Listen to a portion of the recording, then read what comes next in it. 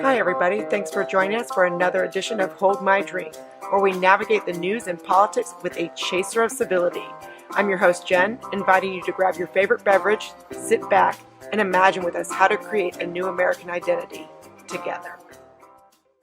Welcome to this week's Hold My Drink and Counterweight podcast with my co-host. You're back again, David, as my co-host, David Bernstein, the podcast that we just released. He was our guest. And today we have Ian Asencio with us. And I have to tell you a little bit, Ian. I knew Ian. When I met Ian, Ian was Jenny Asencio. And we became friends because we started to actually write together.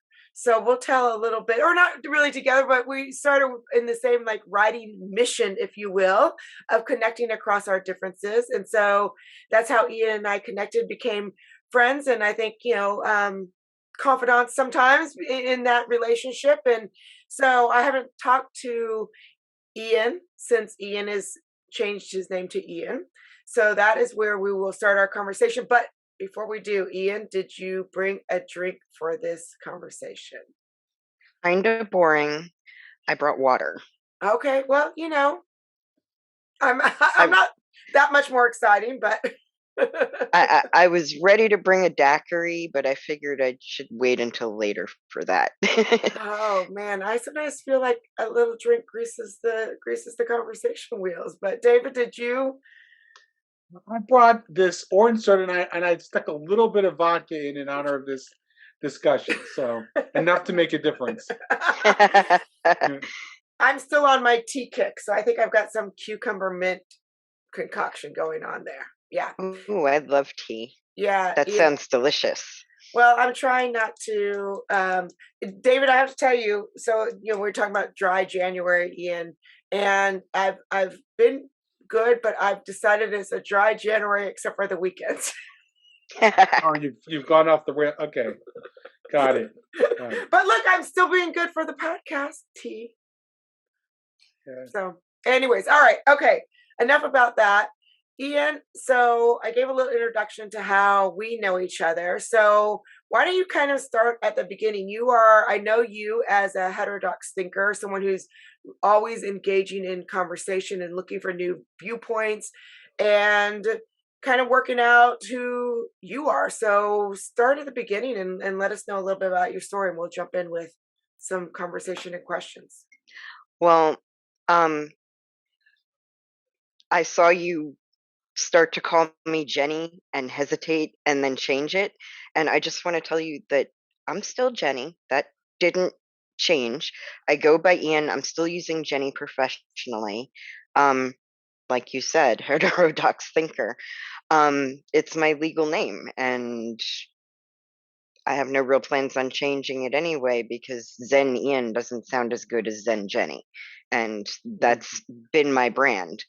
Um, but okay, so I started out writing on Medium about basically feminist hypocrisies. Like there was a school of feminist thought that was basically, we hate the patriarchy, please patriarchy, save us from the patriarchy, that I just found unconscionable and silly. And it came to the forefront during the 2016 primaries and election because Hillary Clinton was the poster child of it. And I was a hardcore burner. And I kept getting called things like internalized misogynist and, all kinds of names, for not supporting Hillary Clinton through the primaries. And then I didn't want to vote for her. So I just didn't vote. And that was apparently a vote for Trump, which made me even more deplorable.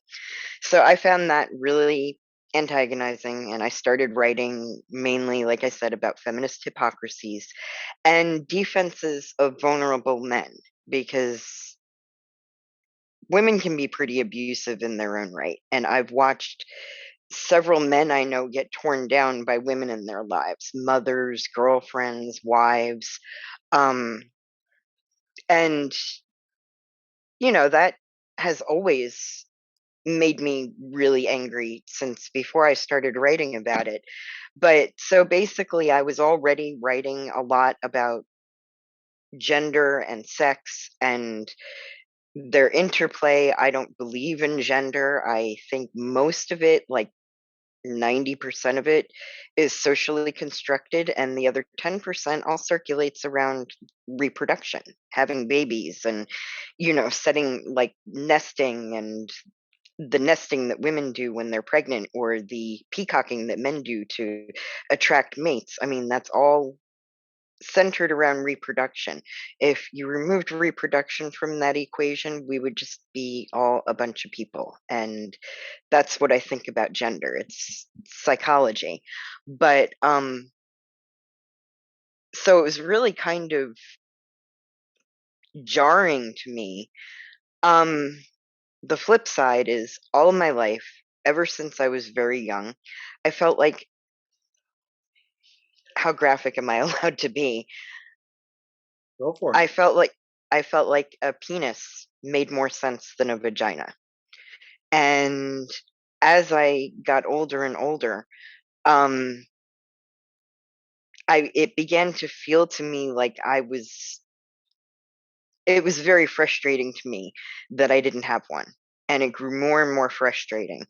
And so about 4 years ago, I started doing honest to goodness research on how to make things down there resemble, look more like David's than like Jennifer's. And once I realized that I was going around looking for steroid abusers at gyms, I said, wait a minute, maybe I should talk to a doctor about this and not, do this under doctor's care if I'm going to do it. And so, like I said, given how much I had been writing about gender already from a female standpoint, that was really jarring for me to realize, wait a minute, I'm trans? You know, because the prevailing message that we tend to be given about trans people is, and I get told this all the time. I get refuted with this all the time. I must not be trans because I have no problem with the fact that I was a female. I refer to myself as I was a woman till I was 43. That's when I realized I was, masculine. But anything I do beyond hormone therapy is just going to be cosmetic. And it took me a good year and a half to really process that, because I was bludgeoned over the head constantly with the whole, oh, well, if you're a trans man, you were always a man. If you're a trans man, you were always a man. So I had a lot of, you know, it really, especially things like my mom died in 2005. I wound up inheriting a lot of her jewelry, which is feminine, and I'm being given the message that I need to give that up. Um, other certain things. I'm a huge fan. My favorite author of all time is Jane Austen. And one of the reasons that I love Jane Austen so much is because I can relate to her female characters, because I went through some of the same experiences. Obviously, not the early 19th century version of them, but so, I'm being told that I was never really able to relate to those. And now, talking about that perspective now, and how I do think of myself as a woman who is working on becoming more masculine on purpose, I get told a lot that, oh, well, I'm not trans. And I don't believe that. As a matter of fact, the other direction that all of my research about how to grow a penis led me was to trans men and different techniques that they used. And that's really like the juxtaposition between those things, either get it illegally or you're trans. I mean, that really is what brought it home to me, that this weird feeling all my life that, always wanted a penis and always wanted the facial hair, and that's got a whole other the facial hair is a whole other story. But it really drove home to me that, oh, that's what trans is. I've been trans all this time and just didn't realize it because I've been given this wrong impression of what it is. And the facial hair thing, this is another one that people use against me. I do not have PCOS. That is the one that has been eliminated. But I've had the facial hair since I was 15, and there are people who have told me that I'm not trans, I'm just intersex. Which, first of all, if I've never been tested for an actual DSD, but I find that really offensive to put intersex, which people didn't ask for, in the same category as transsex, which people did ask for. Secondly, I experienced a lot of shaming when the facial hair started coming in over, oh, you're not a real girl, you're not a real girl, and then you're not a real woman, people making fun of me like that. And, now I'm being told that that was true all along, especially now that I have realized that for other reasons I'm trans. Like, I don't see the two things as connected, but yeah, I've had the facial hair for much, much longer than I've been on HRT. So I got a question, unless you want to continue, Jen. Okay. Nope. So you were okay with Jen calling you Jenny, um, even whether it was a slip up or intentional. And then, in fact, she said you were once Jenny. For a lot of trans people, that would be dead naming somebody. That's a tremendous sin, and yet you seem to be completely okay with that. How do you contend with that? How are you okay with that when so many other trans people would find that completely offensive? Um, Honestly, I don't believe in dead naming, period. Because for any trans person, no matter what age they transition, who they were before that is a part of who they became.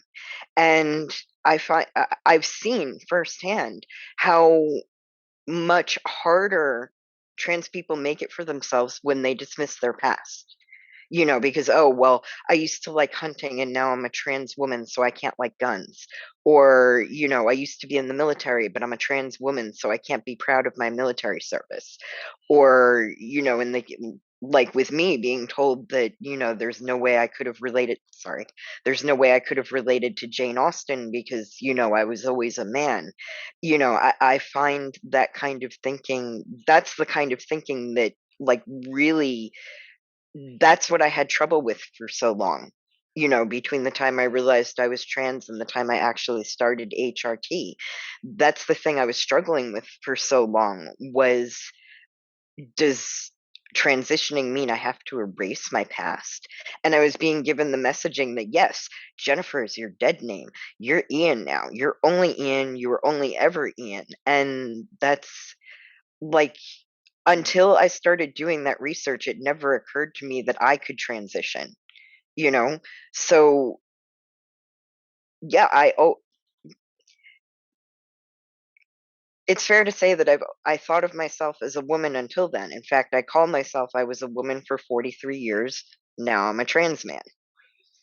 Do you find yourself at odds with other trans people here? Have they expressed anger at that in any way? Constantly. Literally just today, I was told that I am not trans if I look on Twitter. I was told that I am not trans if I can look at myself as a female. Like, the fact that I accept myself, my female biology, means that I am absolutely not trans. Well, they never specified what I am. Hmm. I just learned a new word, dead naming. I did. I mean, it makes sense, but okay. Yeah, I was thinking about that when I introduced you, Ian, because like I knew you before as Jenny. I know you now as Ian. That is fine with me. But yeah, I mean, for someone, a friend, to accidentally slip up when they knew you in a different, as a, like, that's not, it's, That's I hate when people call that transphobia. Like there was this TikTok video. I'm sorry, I did mean to I there you go, interrupted. I'm go, sorry. go. There was this TikTok video of this blue-haired 16-year-old. Boo hoo, I just came out as trans 3 days ago. Boo hoo, I have to go through the pain of being dead named by my mother. Boo hoo. And it's like, dude, you just came out.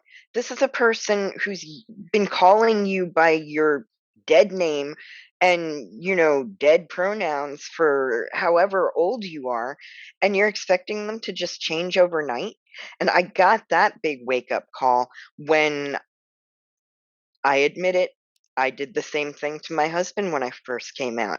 I was like, Jose, you got to call me Ian. Why aren't you calling me Ian? And he got really mad at me. But what he said stuck with me. He turned around and said, because I am used to calling you Jenny, and you need to give me time to get used to calling you Ian.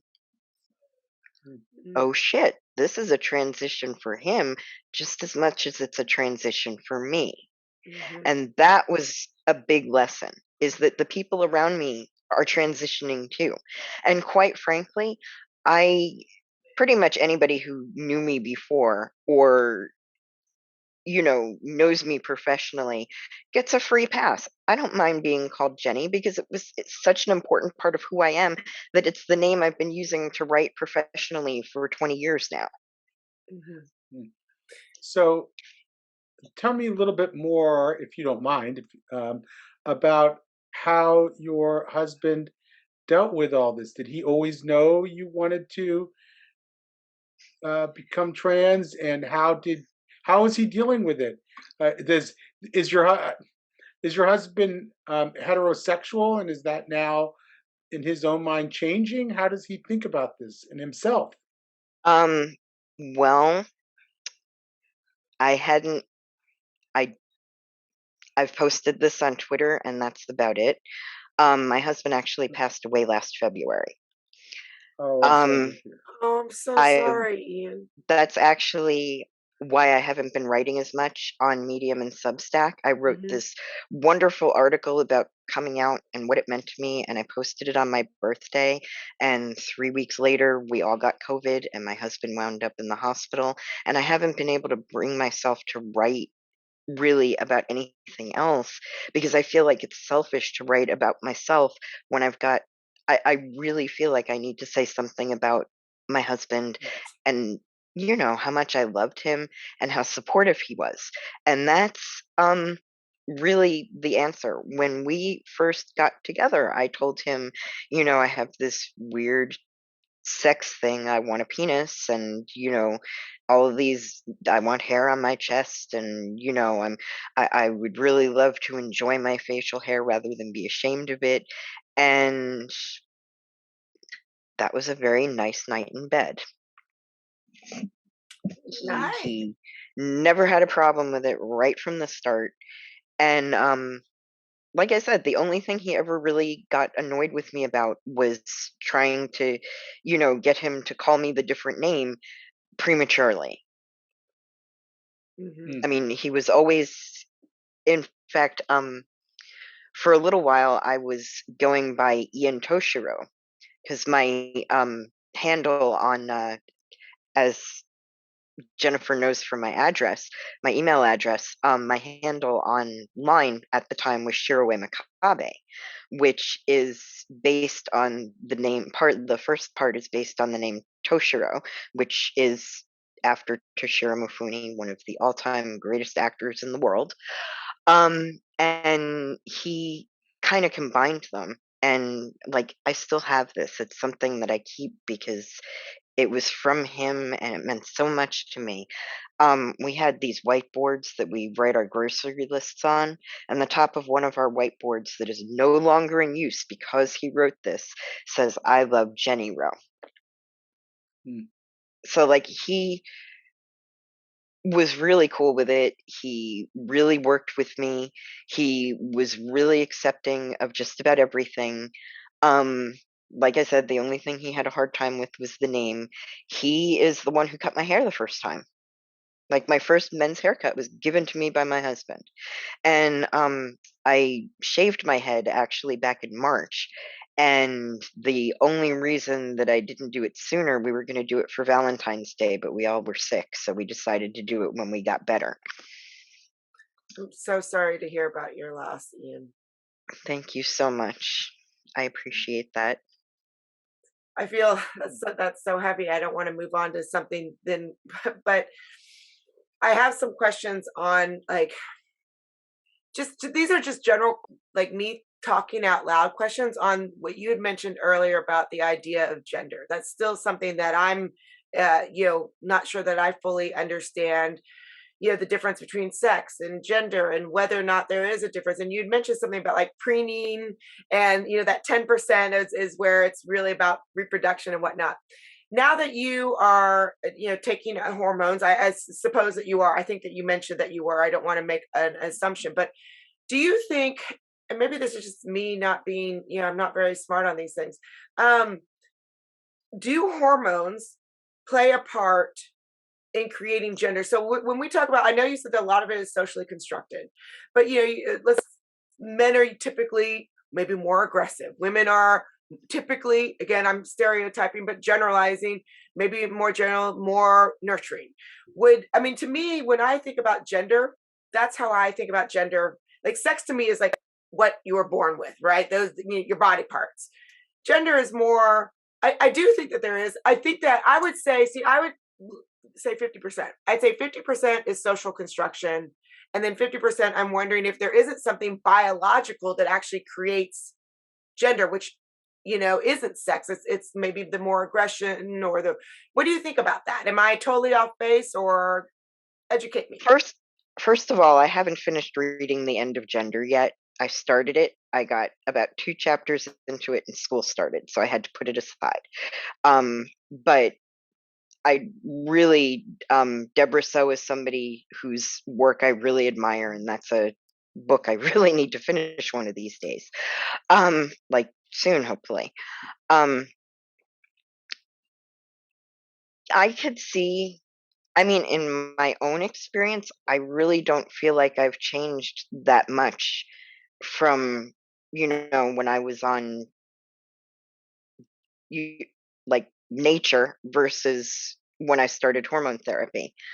Um, I will say that I started out on testosterone gel, and I was on that for 3 months, and then I was ready to do injections. And I hate needles, and I am more than happy to inject myself once a week with the liquid stuff, because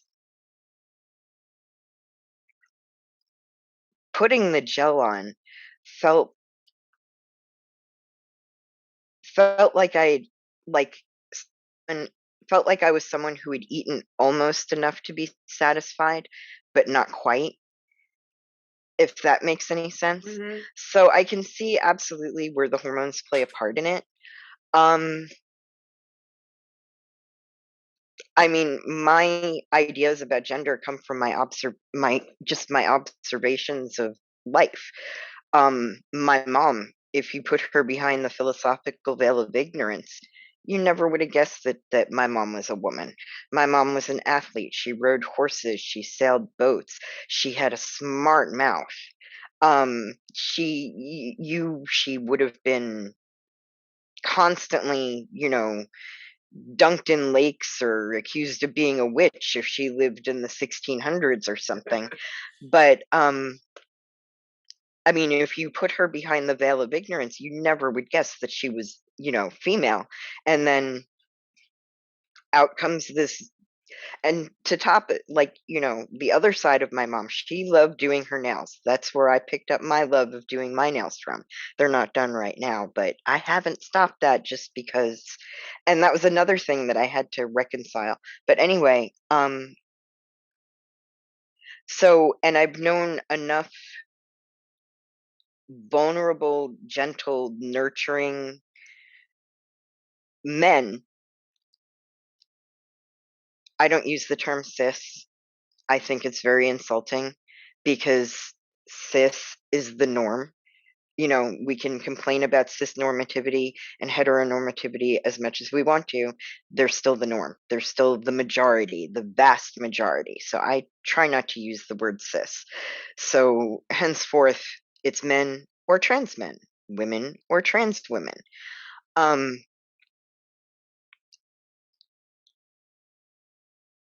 Oh yeah, and getting back to what I was saying is that I've known plenty of men who are nurturing and vulnerable, and again, if you put them behind the veil of ignorance, you would never guess that these were guys. In fact, one of them, this one I used to date, and one of my friends accused him of being a woman because of the romantic way in which he spoke to me was, not manly enough for this guy. It was like, and this is not somebody, this guy was, well, no, I guess he was pretty macho. Not somebody I talk to anymore.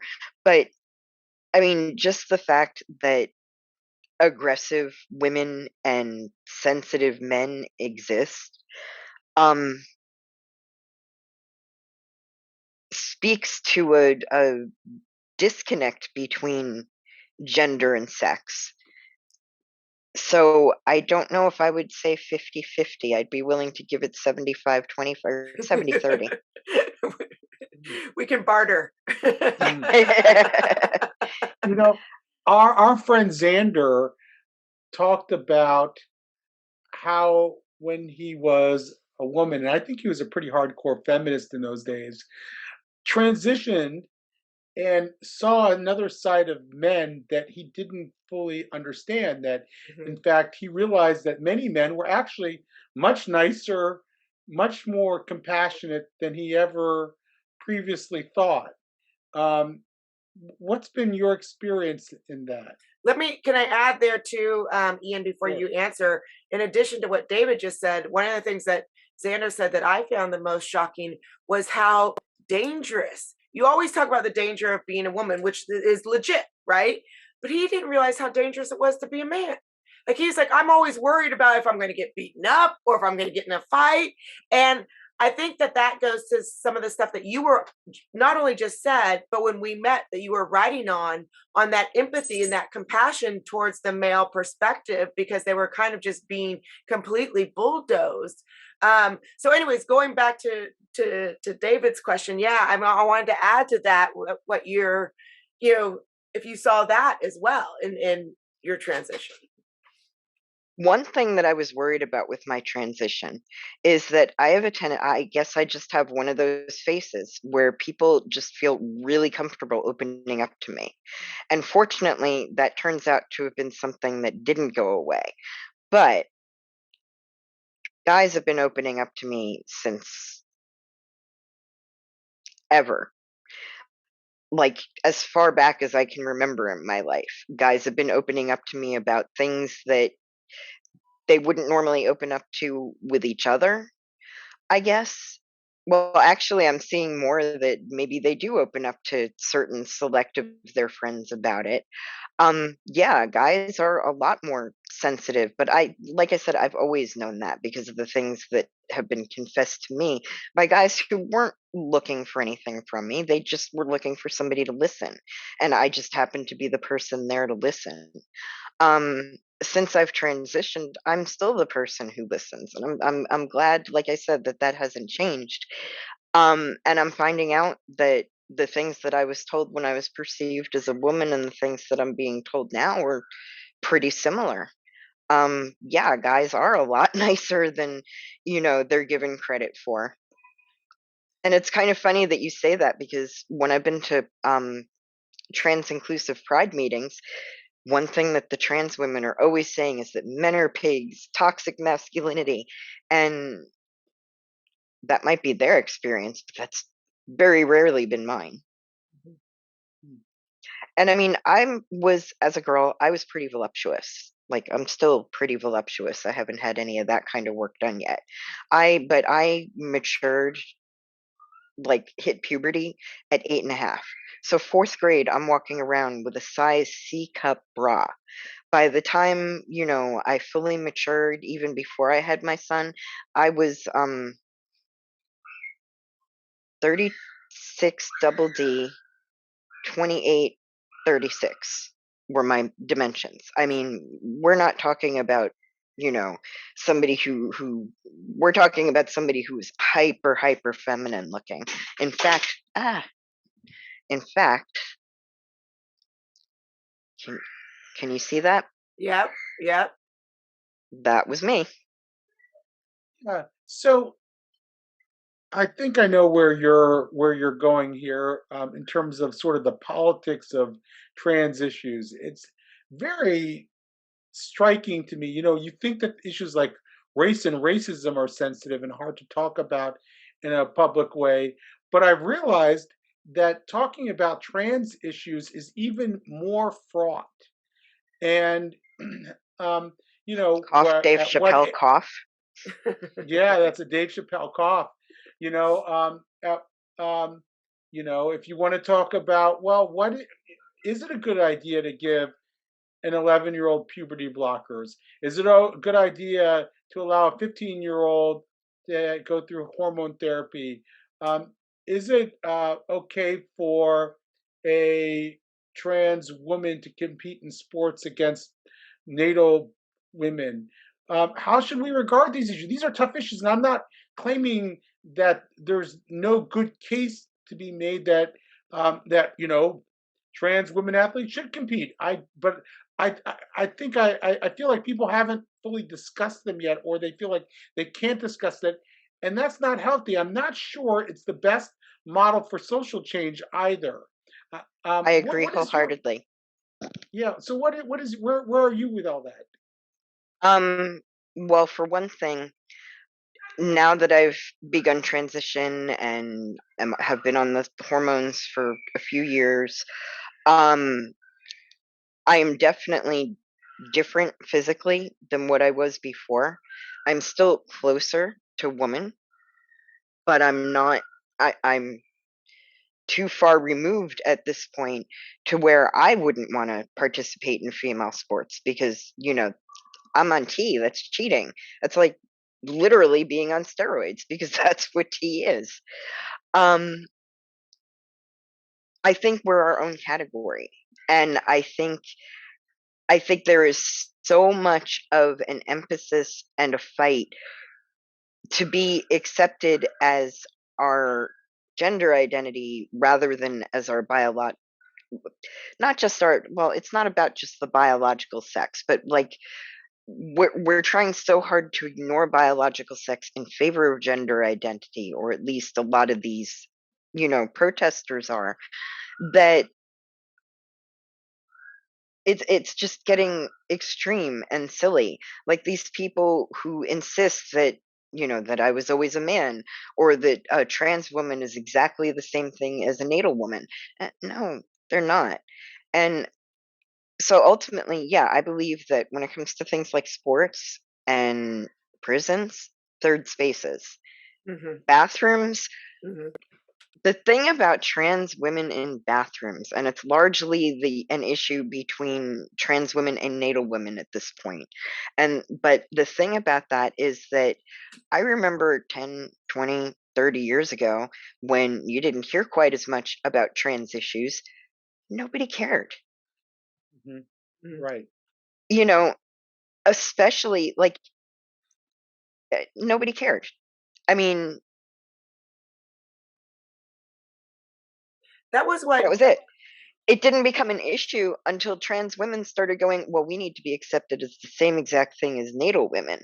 And and the sad thing is at one point 6 years ago, this came up as a memory on Facebook recently.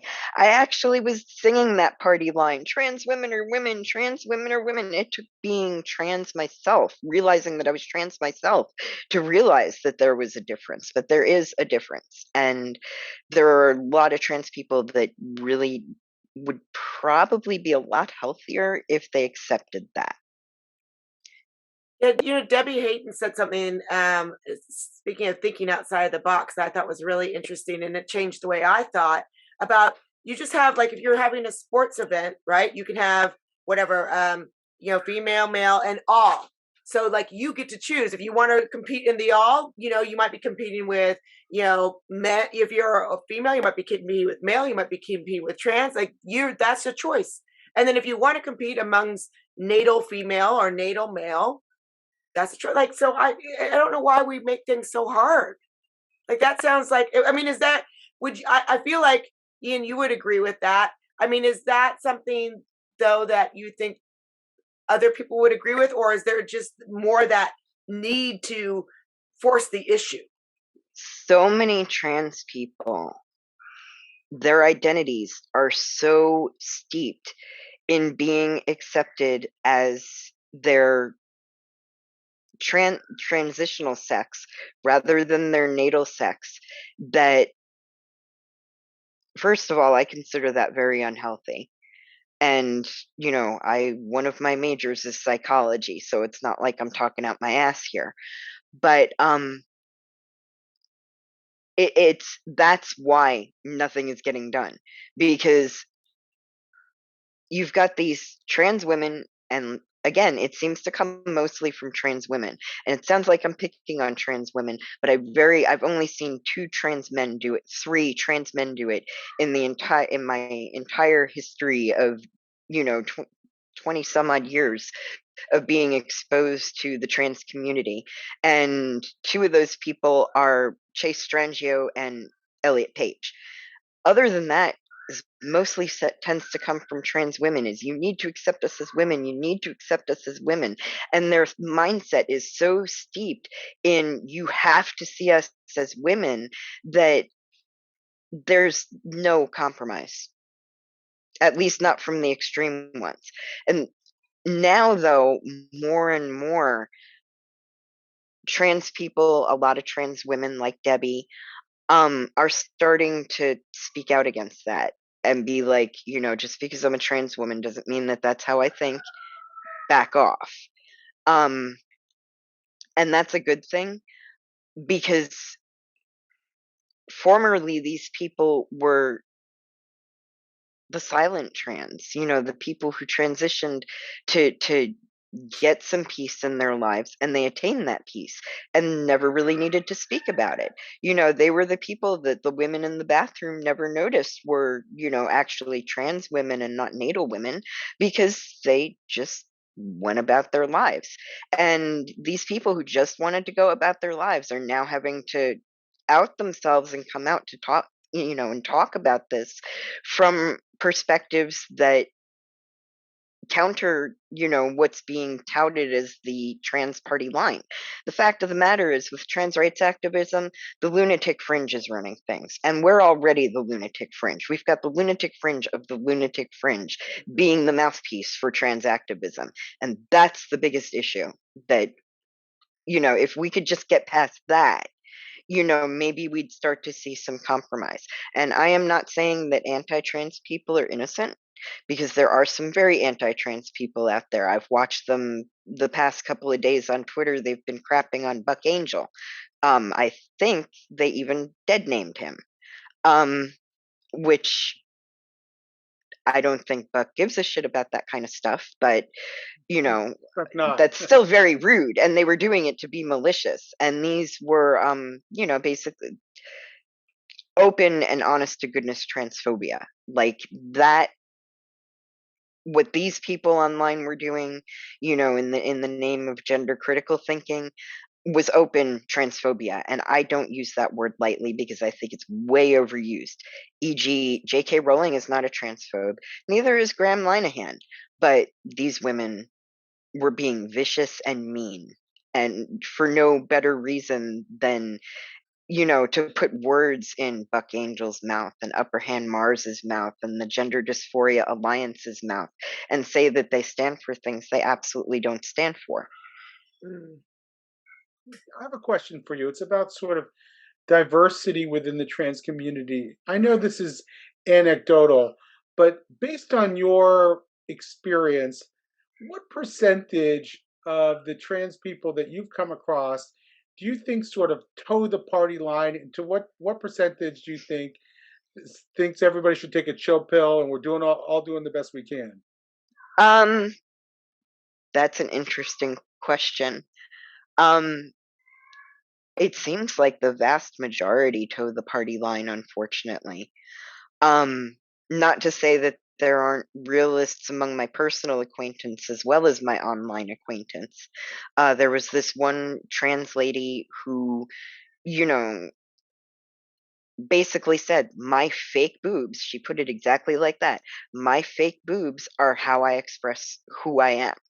That's a person who's healthy and comfortable with their transition, and I do know my share of those type of people as well. But yeah, in my experience, the vast majority, it seems to be along age lines though. It seems like early millennials and older are a little more pragmatic, whereas the younger millennials and the zoomers are cannot be reasoned with and think they know everything. And I feel old, like my father saying that, but it's true. Right. Why do you Do you think think? that? Go. Yeah.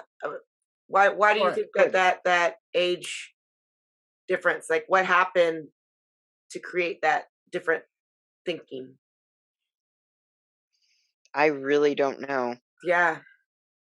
We. Maybe it was because I remember the 90s when like the gay community started speaking out more.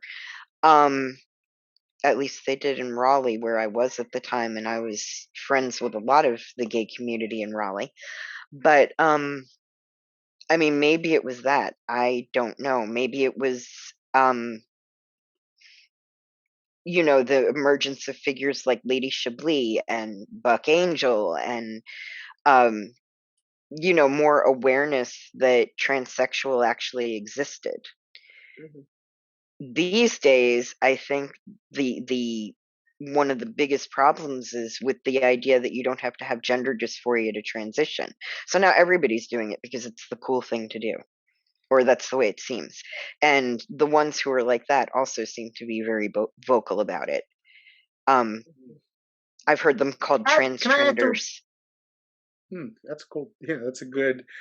It's a good term, and that might speak to what I was going to sort of put forward, which is I have this feeling with Gen Z, and obviously you don't want to generalize about a generation any more than you do anybody else. I mean, it's a diverse generation. You can see even by the polls, but that there's a segment among Gen Z that is sort of engaged in one big masquerade party. That they that identity has become so um, so much of a multitude that they're looking for their own very unique mask at this masquerade party, and then they use the language that's available to them, which is the sort of language of identity politics, to assert their identity over and over and over again, and it fosters this very very stifling discourse.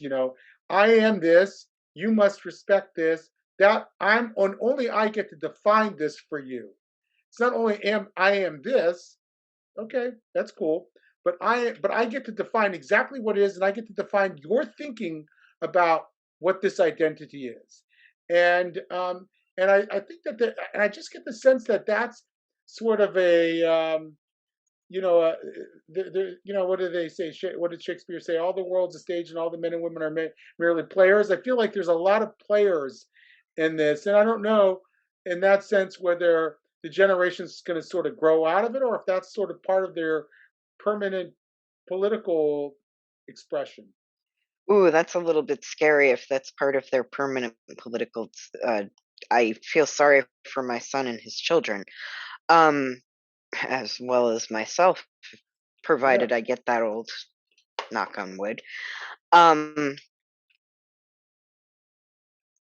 in that respect, you kind of just brought to mind like internet handles. Like I just said earlier, my internet handle for a long time was Shiroway Makabe, and that's how people identified me.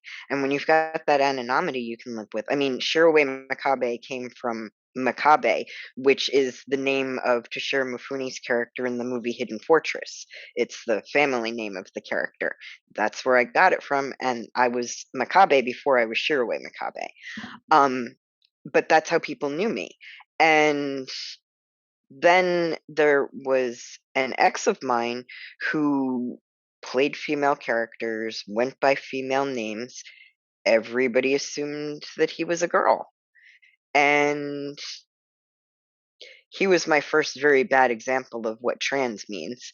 He is now part of the they whatever is now are now part of the trans women or women brigade. Nine, Gen X or Boomer generation, by the way. So I guess that's not a um. I guess my age thing is not a hard and fast rule, but and where was I going with all of this? Internet handles and internet anonymity, and video games where you can, be an orc or an elf or, a woman or a man, you know, or anything you want to be. And I think a lot of people have a lot of, especially the younger generations, have internalized this. I also, if you're familiar with the book The Coddling of the American Mind, that also came to mind, and I should have mentioned iGen when I was talking before about the age thing, because I think a lot of it has to do with, the whole safe places and, all of the cognitive distortions that we've been enabling in not just our children but our adults. On that note, I got a final question for you. We are talking a lot now about uh, transitioning in kids, and not to question a kid's identity, all this kind of stuff. And I'd like to hear what you think about that. But also, as someone who transitioned later in life, do you think if you were born in this generation where it was more open and acceptable, do you think that you might have transitioned earlier than you did? Well, I think if I had, it would have been more like a rapid onset kind of thing. Um, it, but see, there's a but.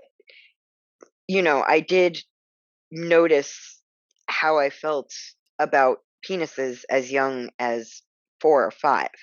So I can absolutely see why there's an argument about transitioning children, because I mean, I didn't know at 4 or 5 that I was trans, but there's always the possibility that the only reason I didn't know is because the only trans person anybody had heard about when I was 4 or 5 was Renee Richards. Um, I'm not sure that I would trans now, and how I feel about my thought process about trans children is that um given my own experience, they're out there. But I think it takes a lot of good faith psychological exploration to suss that out for real.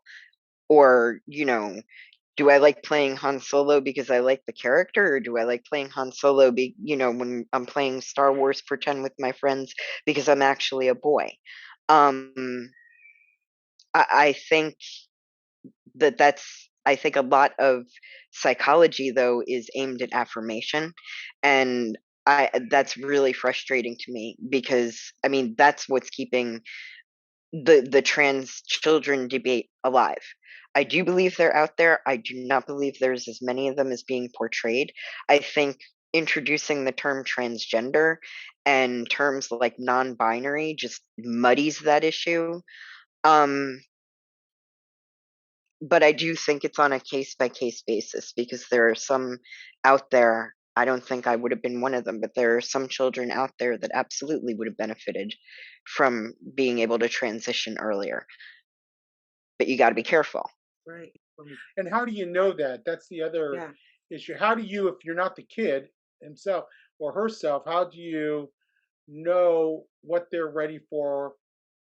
I find that a very challenging set of questions. Of course, if you had a crystal ball and you could say, okay, my now 11-year-old at age 30 will be a fully trans person, I better then of course I would think you would want to give them all the help in the world that they would need to go through that process, and to do it in a way that eliminates some of their mental distress that they're experiencing now. But if you don't know that, and you hear that most kids who go through some kind of gender dysphoria end up being just gay adults. And so how do you you know how do you figure out whether it's the right thing to do something so drastic to, or let them do something so drastic themselves? And the other thing on top of that is sort of the Abigail Schreier view of contagion, in that the what is it, the thousand or fold or more increase in the number of trans girls, or trans boys, I guess, and how that might also affect the thinking of a parent. If we lived at a time when there were fewer trans people, maybe there'd be less understanding of this. Um, but if there wasn't a sense of contagion, you might say, "Wow, my kid has always felt that they were the opposite gender, or they should be the opposite gender. They should live like the opposite gender. I So therefore I'm going to help them through that process." But now, when you're hearing about all these girls who want to transition, and you start to say to yourself, this could be just that. So I don't know how you make that decision as a parent in this environment. I liked what you said, Ian. Good faith psychological exploration. I want to say that was your exact wording. It's got to be that good. Yes. I like that. It's just not been in good faith. It's not been in good faith. A lot of the like you said, it's all been affirmation based instead of good faith psychological exploration. And I feel like a lot of our psychologists are actually afraid to engage in the good faith psychological examination and, good faith intensive therapy to figure out what's what, because they're afraid of being viewed as transphobic. Mm-hmm. Yes. Mm-hmm. Which doesn't obviously which is scary. Yeah. Yeah. Can you imagine, like that's where wokeness really exacts a price. I mean, it exacts a price on a lot of things, but on this in particular, think about it. If a doctor is afraid to give you their best assessment because they're afraid of being called a name, and they don't do that, and the person goes through a transition that would be ill-advised, that wasn't fully thought through, and then years later want to detransition, imagine how that damaging that is to the individual. Right. Actually, in answer to the question from earlier about do I think I would have transitioned at a younger age, I probably would have been rushed into it by the environment that we're in now, and done it sooner than I really should have for my own health. Right. Not only your physical health, as well as your mental health. I mean, that's one of the things that studies that they're doing too, is like the physical impact of an early transition has a toll. That's something that Debbie's taught us about a little bit too, David. So I just think it's such a rich story though too, Ian, to hear your different perspectives, coming, and and that I want the best for you. I want, I don't want you to transition later if that wasn't what's right for you. But I love hearing your contrasts and your stories around that really add a lot of value into our understanding of all the transgender issues. Thank you so much. I appreciate that. I appreciate you. Thank you. I appreciate you too. And I'm learning to appreciate from you, David, too. It's very nice to meet you. Nice to meet you too.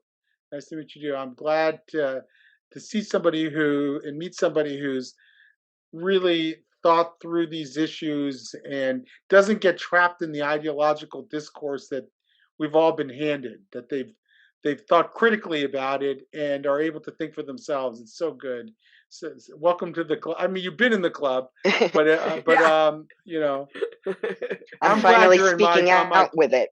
Yes. Yeah, it took me a while to get Ian. We talked about it, I think, Ian, a year or two back or maybe it was even longer, when you were kind of moving in that direction, and that was still, I think, a private moment. So it's great to catch up with you here in person on this.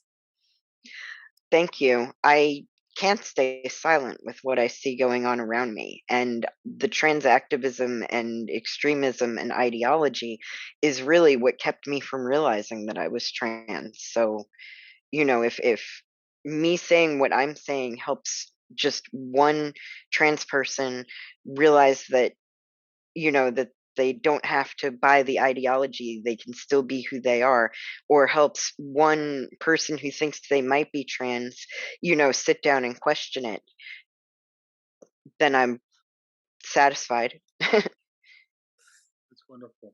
Yeah. Thank you so much. Yeah, thank you, Ian. Thank you for having me. Thank you for listening to this episode of Hold My Drink. Like or subscribe to the show and check out the show notes for links to source material and to our website where you can find what each of us is reading every week, different news with different views. If you have a topic that you would like us to explore, drop us a line.